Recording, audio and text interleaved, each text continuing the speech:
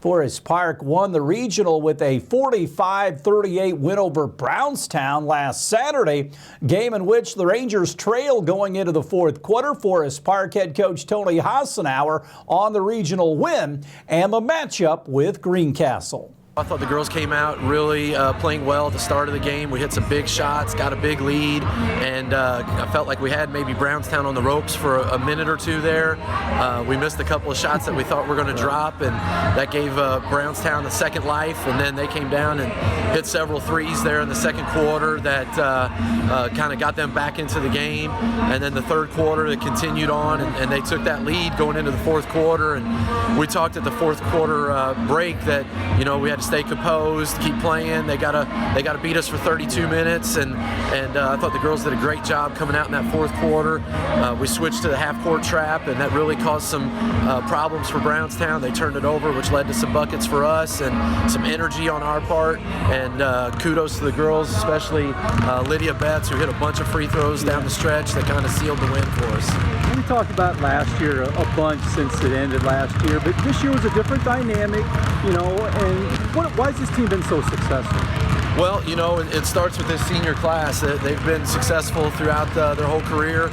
They've won a lot of games over the years, and they have a real confidence in themselves and their abilities. And you know, I think, you know, we don't know what the future will hold over the rest of this season, but, you know, I want to tip my hat to these girls because this has been a difficult season as far as expectations.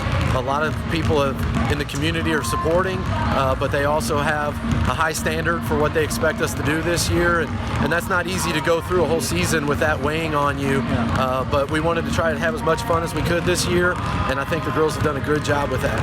What have you seen out of Greencastle? They're a real good team. They've had one of the best turnarounds from last season to this season that, you know, we've ever seen with a team. They're led by 5'7" senior Gloria Brewer, who's, I believe, 4th in the state in scoring right now. Averages like 26, 27 points per game. Can shoot from anywhere on the floor. Once she crosses half court, she's in range, but can also get inside the three-point line, pull-up jumper from 15 feet, can get to the rim, can dish it off to her open teammates if you collapse too many defenders on her. So we're still trying to figure out the best way to defend her. We've watched a number of teams try to defend her in different variety this year, and you know, not many people have been successful. So we're looking at it, see what we can do to try to slow her down. The overall keys for you guys to have a successful game? You know, I think number one is going to be trying to limit Brewer as much as possible, but at the same time, they've got a couple other shooters that if they get loose on the perimeter can knock down several threes as well. So I think it's going to take, once again, disciplined defense, rebounding, and then us getting good shot selection down on the other end, making the most of every possession. The other semifinal will pit North Knox against Eastern Hancock. The championship game will be tomorrow night.